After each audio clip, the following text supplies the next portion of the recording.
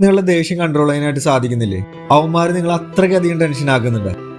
സത്യം പറഞ്ഞിട്ടുണ്ടെങ്കിൽ ഈ ദേഷ്യം എന്ന് പറയുന്ന സംഭവം അത് നാച്ചുറലി ഉണ്ടാകുന്ന ഒന്നല്ല, മറിച്ച് നമ്മൾ തന്നെ അഭിനയിക്കുന്നതാണ്, അല്ലെങ്കിൽ നമ്മൾ തന്നെ ക്രിയേറ്റ് ചെയ്യുന്ന ഒരു സാഹചര്യമാണ് ഈ ദേഷ്യം എന്ന് പറയുന്ന കാര്യം.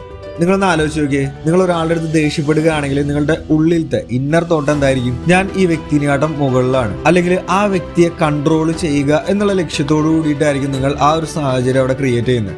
എക്സാമ്പിൾ ആയിട്ട് എടുക്കുകയാണെങ്കിൽ, ഇപ്പൊ നമ്മളൊരു ഹോട്ടലിൽ പോകുന്നു, ഫുഡൊക്കെ ഓർഡർ ചെയ്യുന്നു.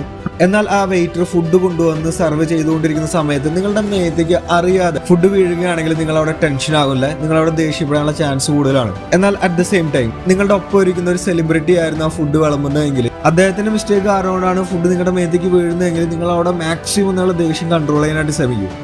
സിമ്പിളായിട്ട് പറയുകയാണെങ്കിൽ ഈ ദേഷ്യം എന്ന് പറയുന്ന സംഭവം നമ്മൾ ക്രിയേറ്റ് ചെയ്യുന്നത് ഒരു പ്രത്യേക സാഹചര്യത്തിൽ ആ വ്യക്തി എനിക്ക് കൺട്രോൾ ചെയ്യണം, അല്ലെങ്കിൽ ആ വ്യക്തിക്ക് മുകളിലാണ് ഞാൻ എന്ന് ആ വ്യക്തിയെയും മറ്റുള്ളവരെയും തെറ്റിദ്ധരിപ്പിക്കുവാൻ വേണ്ടിയിട്ട് നമ്മൾ തന്നെ ക്രിയേറ്റ് ചെയ്യുന്ന ഒരു സാഹചര്യമാണ് ഈ ദേഷ്യം എന്ന് പറയുന്നത്.